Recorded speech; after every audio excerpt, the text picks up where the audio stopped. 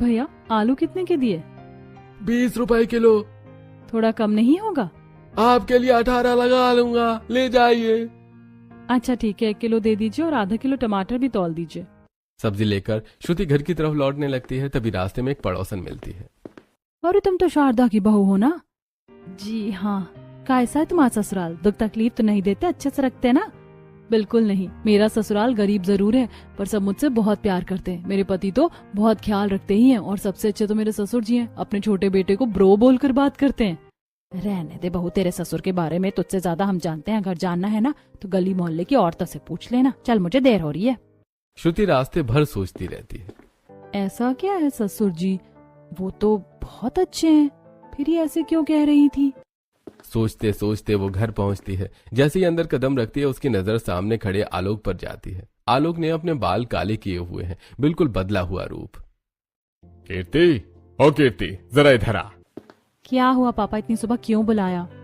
ये ले 20 रुपए, जल्दी से बाल काला करने वाला रंग ले आ। अभी? हाँ अभी, जल्दी जा। कीर्ति चली जाती है। आलोक फिर नीलम को बुलाता है। अरे बहू नीलम, जरा इधर आना। जी पापा जी। ये शर्ट है, इसे एकदम कड़क प्रेस कर दे, बिल्कुल सीधी लाइन चाहिए।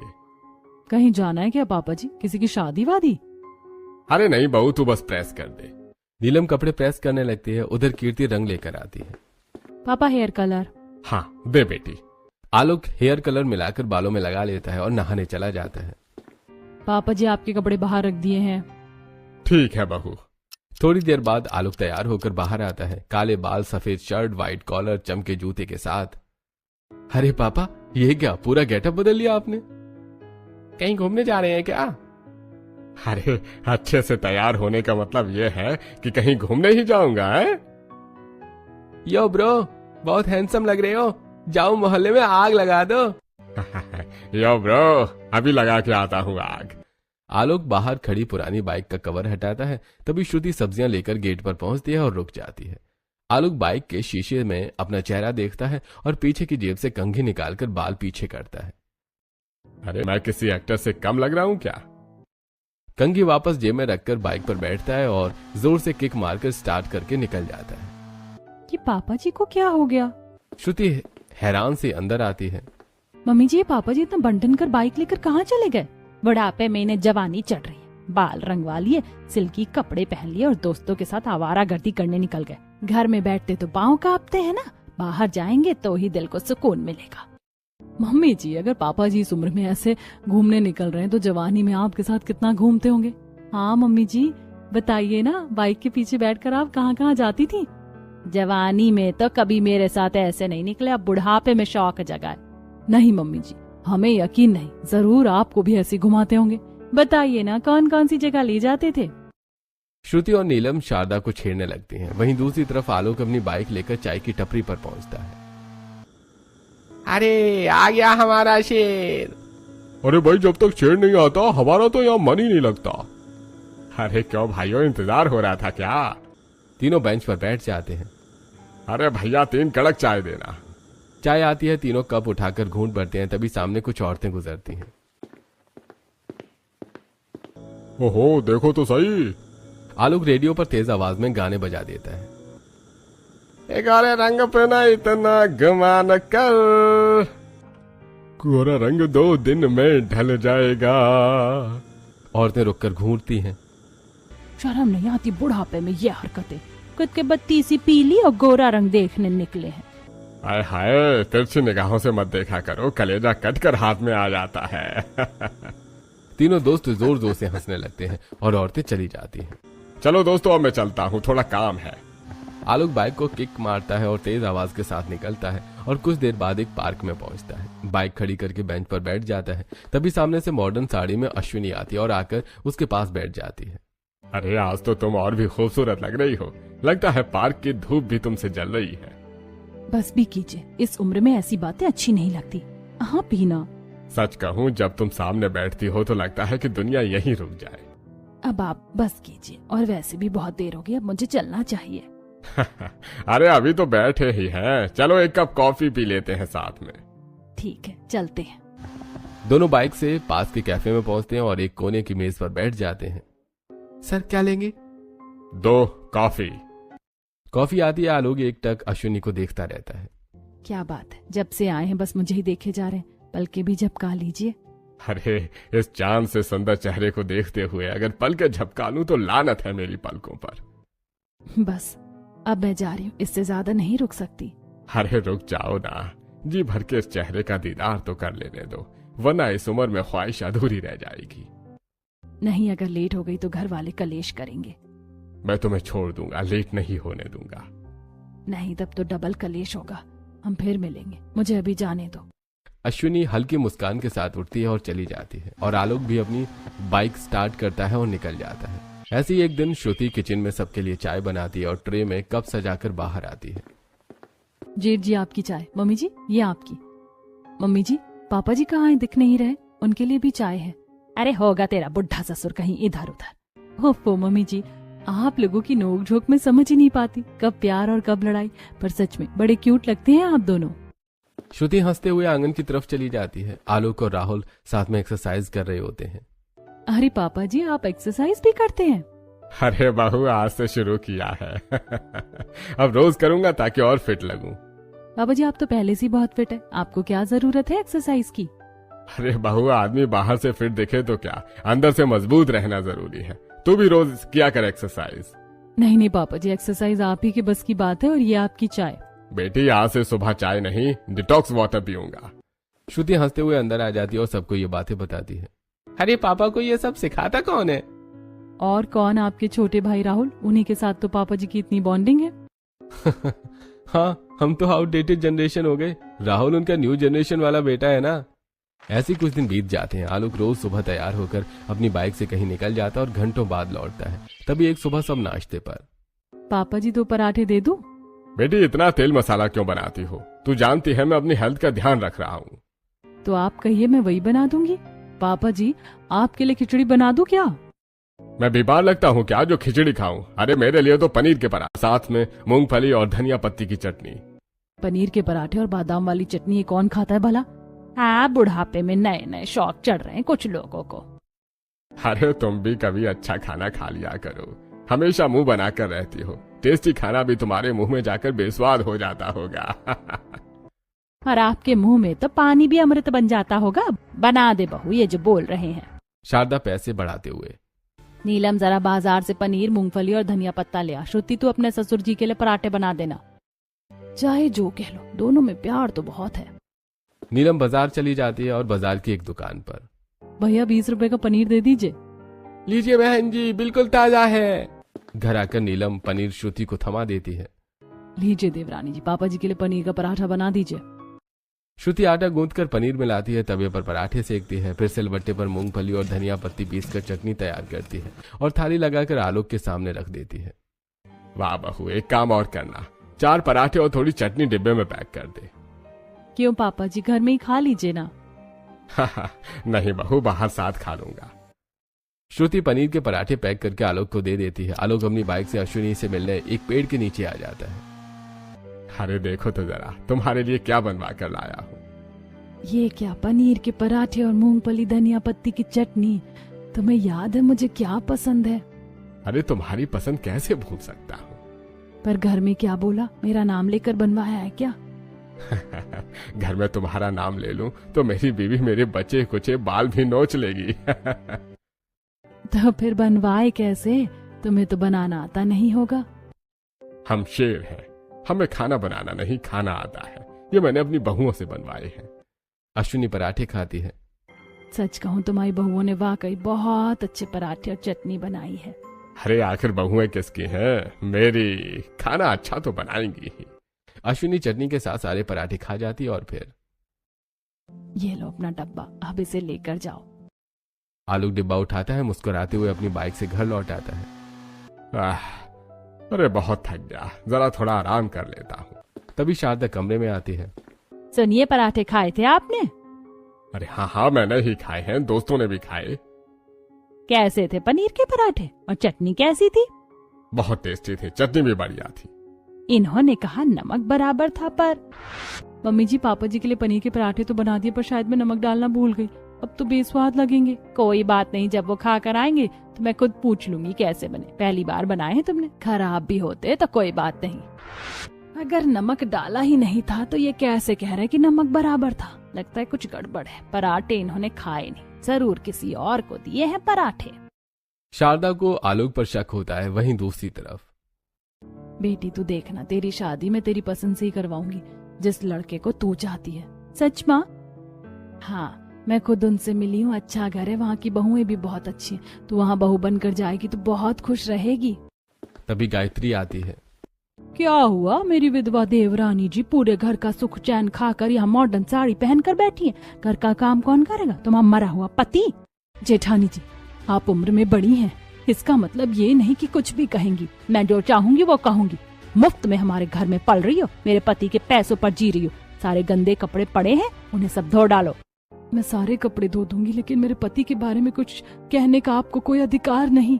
गायत्री गुस्से में आगे बढ़ती है और अश्विनी को एक थप्पड़ मार देती है। देवरानी होकर जेठानी से जुबान लड़ाती हो? जाओ कपड़े धो। अश्विनी गाल पर हाथ रखे बाथरूम में जाती है और आंसू पोंछते हुए कपड़े धोने लगती है। सारे कपड़े धोकर छत पर सुखाने आती है। तभी नीचे गली से आलोक। हे, ये रो रही है? आलोक तुरंत अश्विनी को फोन करता है। क्या हुआ? तुम मेरे घर के नीचे क्यों आए हो? तुम रो क्यों रही थी? नहीं, कुछ नहीं। तुम्हें मेरी कसम, सच बताओ।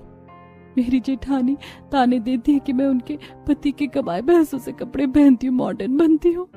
तुम अपना काम खत्म करो और बाहर मुझसे मिलो। क्यों? अरे जितना कहा है उतना करो। अश्विनी इस शाम में आलोक से एक मॉल के नीचे मिलती है। हम यहाँ क्यों आए हैं? अरे बताऊंगा, पहले ऊपर तो चलिए। दोनों मॉल के अंदर चले जाते हैं। मैं आपको यहाँ एक अच्छी सी साड़ी दिलाने आया हूँ। अरे नहीं नहीं, मैं आपसे साड़ी नहीं ले सकती। नहीं, आपको लेनी पड़ेगी, हमारे रिश्ते के लिए, मेरा दिल रखने के लिए, प्लीज। तुम बहुत जिद्दी हो, अपनी बात मनवा ही लेते हो। अश्विनी अलग अलग साड़ियां देखने लगती है। वहीं दूसरी तरफ शारदा अपनी बहुओं के साथ बाजार से लौट रही होती है। आजकल सामान कितना महंगा हो गया है, घर चलाना मुश्किल हो रहा है। छोटे छोटे सामान में इतना खर्चा हो जाता है, महीने में कुछ बचता ही नहीं। तभी शारदा की नजर मॉल के बाहर खड़ी आलोक की बाइक पर पड़ती है। अरे बहू जरा देखना, यह तुम्हारे पापा जी की बाइक तो नहीं? हाँ मम्मी जी, ये तो पापा जी की ही है। नंबर वही है तो उन्हीं की गाड़ी है।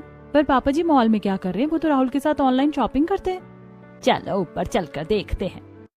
तीनों चुपचाप मॉल के अंदर चली जाती हैं। ऊपर साड़ी की दुकान में अश्विनी एक मॉडर्न साड़ी कंधे पर रखकर देख रही होती है। ये नहीं, दूसरी देखो, वो रंगीन वाली तुम्हारे ऊपर ज्यादा अच्छी लगेगी। दूर खड़ी शारदा ये सब देख लेती है।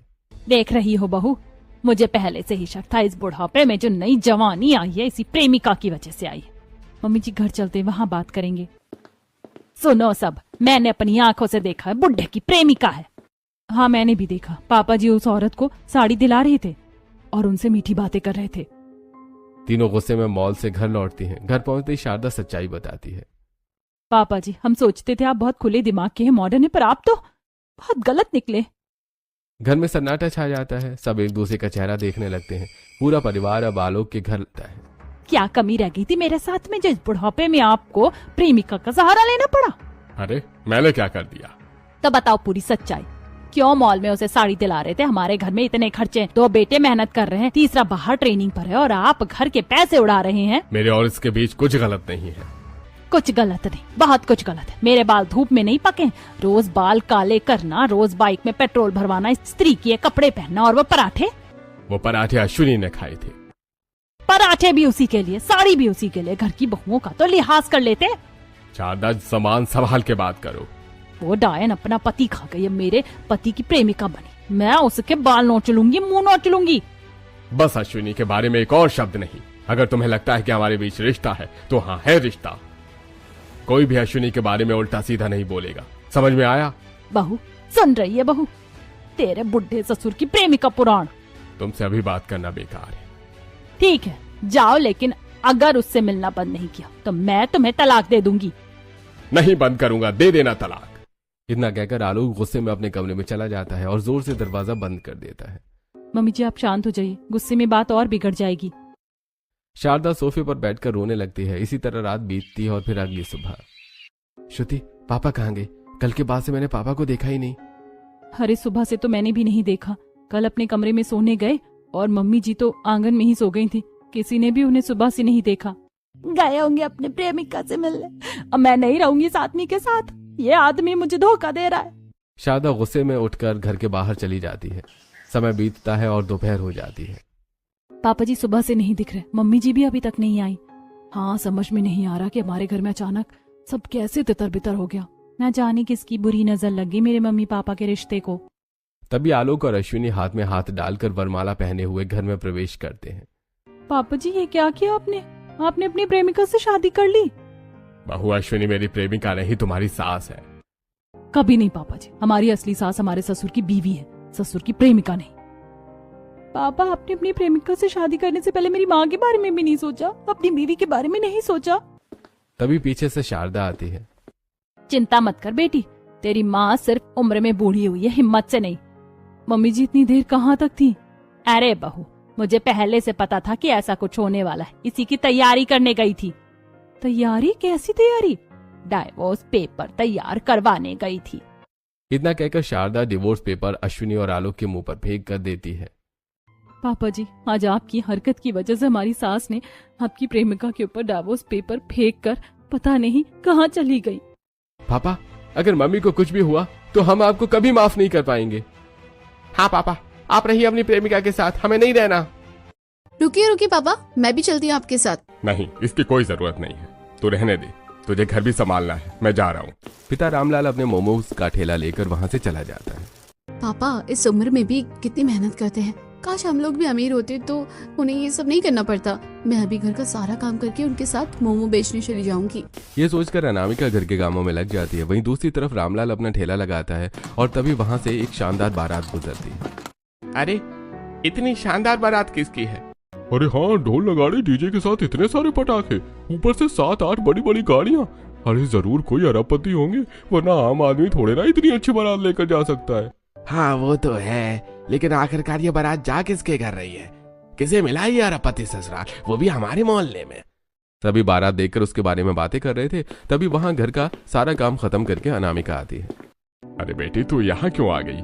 पापा मैं इस तरह आपको अकेले काम करता हुआ नहीं देख सकती, इसलिए। अरे लेकिन तभी मोमोज लेने एक ग्राहक आता है और फिर अनामिका और रामलाल दोनों मोमोज बेचने में लग जाते हैं। फिर रात को घर लौटते वक्त ये रास्ता कितना उबड़ खाबड़ है ना, न जाने यहाँ की सड़कें कब बनेगी। सच में ठेला घर तक ले जाने में कितनी मेहनत लगती है सड़कों की वजह से। लेकिन पिताजी आप परेशान मत रहिए, देखिएगा एक दिन आपकी सारी परेशानियां मैं दूर कर दूंगी। इस तरह दोनों आपस में बातें करते हुए घर पहुँचते हैं। आ गए आप दोनों? मुझे बहुत भूख लगी है, कुछ खाने को लेकर आए हो ना? क्यों, क्या हुआ? अब तक घर में खाना नहीं बना है क्या? कैसे बनाते खाना, इस गरीबी ने तो भूखा मारने की नौबत ला दी है। घर में कुछ खाने को नहीं है। आप लोग परेशान मत होइए, आज बहुत सारे मोमोज बच गए हैं। अब हम सब मोमोज खा लेंगे और राधा के लिए मैं एक पैकेट दूध ले आती हूँ। गरीबी की वजह से पूरा परिवार मोमोज खाकर और राधा दूध पीकर सो जाता है। फिर अगली सुबह जब रामलाल ठेला लगाने जा रहा था तभी सुमित्रा मिठाई लेकर घर आती है। क्या हुआ सुमित्रा बहन, मिठाई किस खुशी में बांट रही हो? दरअसल मैंने सोचा कि आपकी बेटी तो शादी कर ही नहीं रही है, इसलिए मैं अपनी बेटी की शादी लड्डू आपको खिला दूं। क्या मतलब है आपका? अरे मेरा मतलब है कि मैंने अपनी बेटी की शादी अरबपति ससुराल में कर दी है, वहाँ जाकर वो राज करेगी। उसके ससुराल से न जाने कितनी मिठाइयाँ, कपड़े और पता नहीं क्या क्या आए हैं, घर में रखने तक की जगह भी नहीं है। अरे ये तो बहुत खुशी की बात है। अरे हाँ, और नहीं तो क्या, कल जो बारात आप लोगों ने देखी थी ना, वो मेरी बेटी के लिए ही आई थी। अब तो आपकी बेटी की भी शादी की उम्र हो गई है, अभी ही शादी करवा दो, वरना ना जाने कैसे ससुराल वाले मिले। हाँ लेकिन उसे अभी शादी नहीं करनी है। देख लो, आप लोगों का पर्सनल मामला है, लेकिन अगर एक बार उम्र बीत गई तो शादी नहीं हो पाएगी। मेरी मानो तो बेटी को विदा करके अपने सिर का बोझ हल्का करो। तभी वहाँ अनामिका आती है। आंटी आपको क्या लगता है कि लड़कियां सिर्फ बोझ होती है? देखिएगा आपकी गलतफहमी मैं एक दिन जरूर दूर करूंगी। इस घर से मैं अपने माँ बाप को जरूर छुटकारा दिलवाऊंगी। ये सारी बातें तो बस कहने और सुनने की है, बाकी बेटी को शादी करके ससुराल ही जाना पड़ता है। इतना कहकर सुमित्रा वहाँ से चली जाती है और अनामिका उदास हो जाती है। अरे बेटी तू उदास मत हो, तेरा सपना एक दिन जरूर पूरा होगा। अगर भगवान ने चाहा तो तुझे तेरा मन चाहा ससुराल भी मिलेगा और तेरे सपने भी पूरे होंगे। हाँ पापा देखिएगा, एक दिन मैं सबको इस घर से किसी बड़े घर में ले जाऊंगी और आप लोगों की सारी परेशानी दूर करूंगी, साथ ही इन लोगों की गलतफहमी भी। रामलाल अनामिका को सपोर्ट करता है और फिर दोनों बाहर मोमोज बेचने चले जाते हैं। फिर रात को पिताजी, आप बार बार उठकर इस तरह से बाहर क्यों देख रहे हैं? आराम से सो जाइए। अरे ऐसे कैसे? हमारा ठेला घर के बाहर रखा है, कहीं आधी रात में चोरी ना हो जाए, देखना तो पड़ेगा। अच्छा तो आप सो जाइए, मैं देखती हूँ। फिर रामलाल सो जाता है और अनामिका खिड़की के बगल में बैठकर अंदर से ठेले को देखने लगती है। काश हमारे पास भी इतना बड़ा घर होता तो इस तरह हमें इन परेशानियों का सामना न करना पड़ता।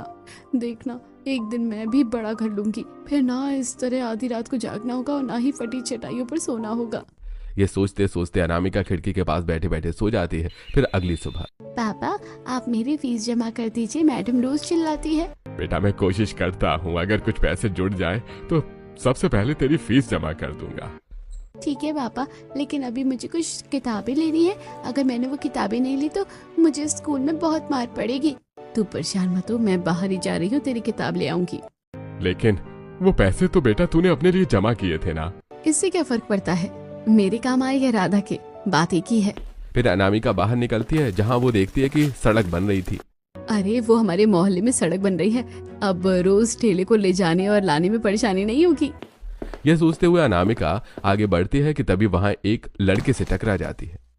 ओ सॉरी सॉरी, वो मेरा ध्यान नहीं गया, मैं उठा देता हूँ।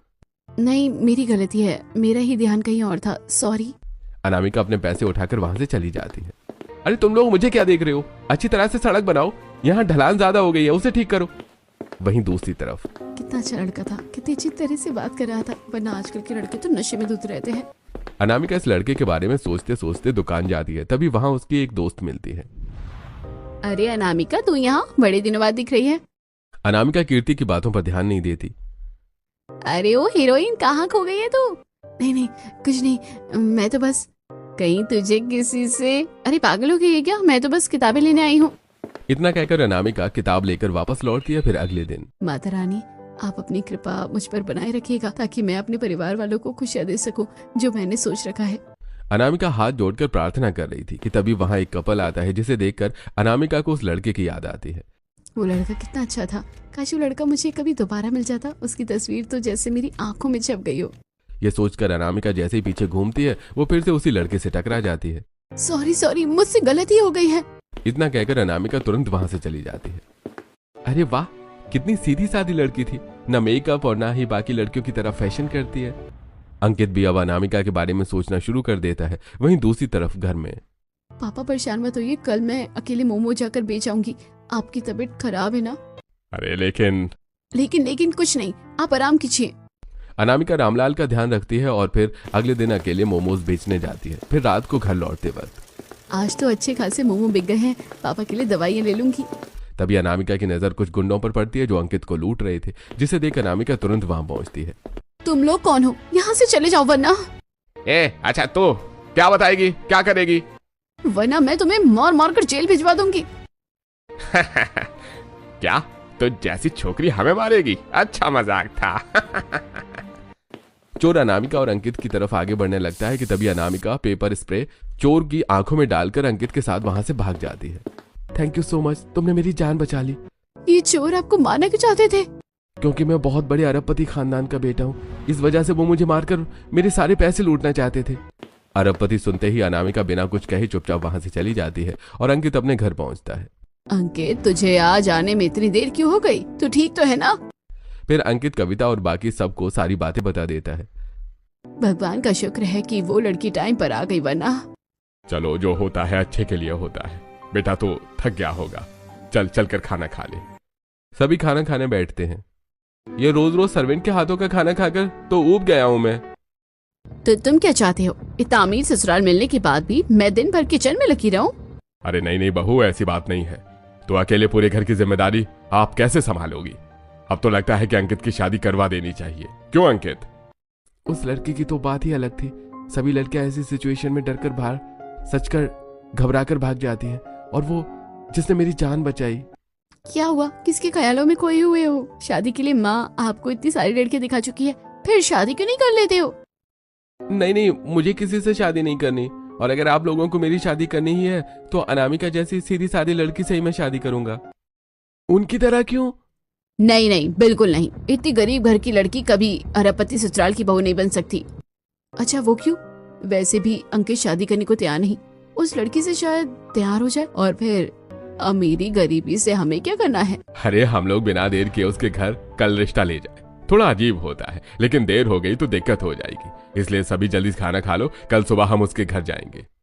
विनय की बात सुनकर सभी जल्दी जल्दी खाना खाकर सो जाते हैं। वहीं दूसरी तरफ काश उस लड़के से मेरी शादी हो जाती, वो कितना अच्छा था।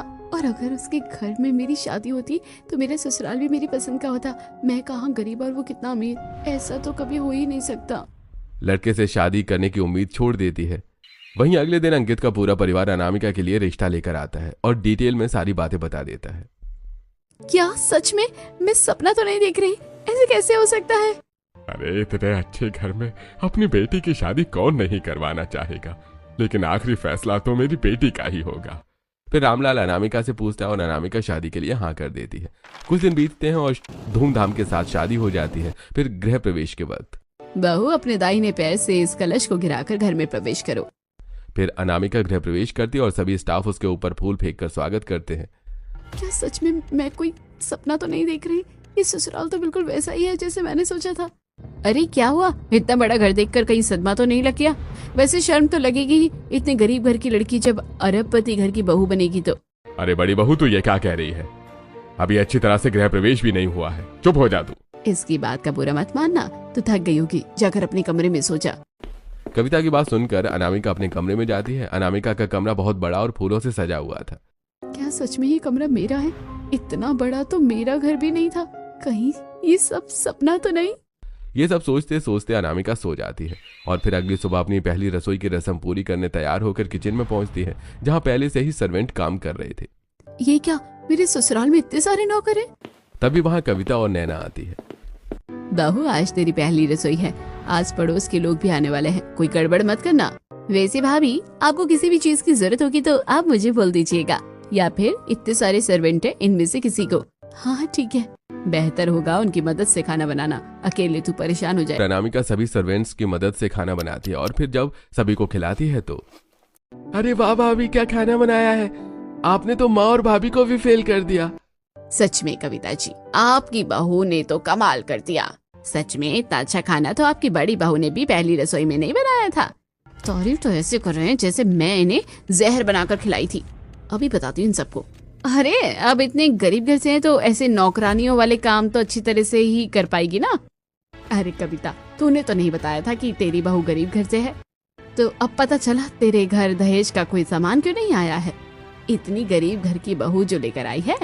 तेरा तो बेटा भी इतना हैंडसम दिखता है, क्या मजबूरी आन पड़ी जो इस गरीब घर की लड़की को इस अमीर घर की बहू बना लिया तूने।